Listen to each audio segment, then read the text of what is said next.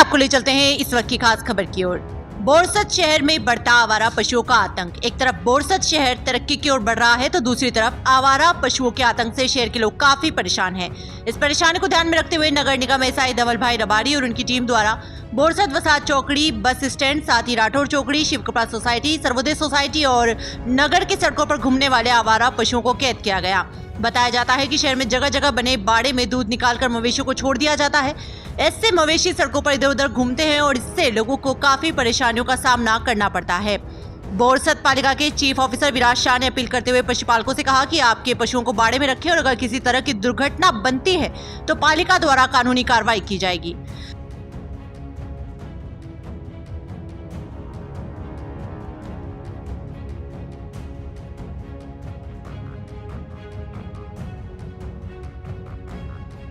મારું નામ વિરાજ શાહ છે। હું છેલ્લા 1 વર્ષથી બોરસદ નગરપાલિકા ખાતે ચીફ ઓફિસર તરીકે કાર્યરત છું।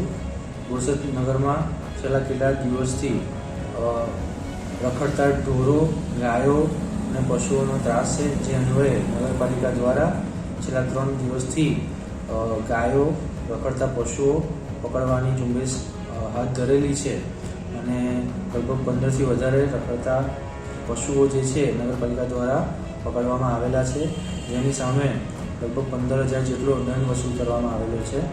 મારી તમામ પશુપાલકોને નમ્ર વિનંતી છે કે પોતપોતાના જે પશુઓ જે છે એ પોતપોતાના તબેલા કે તમારા જે ડેઝિગ્નેટેડ જે એરિયા છે એમાં જ રાખો। રસ્તા પર રખડતા ના મૂકશો અને ભવિષ્યની અંદર જો બી કોઈ પણ જવાબદારીના પ્રશ્નો ઊભા થશે તો નગરપાલિકા દ્વારા ફોજદારી કાર્યવાહી કરવામાં પણ આવશે।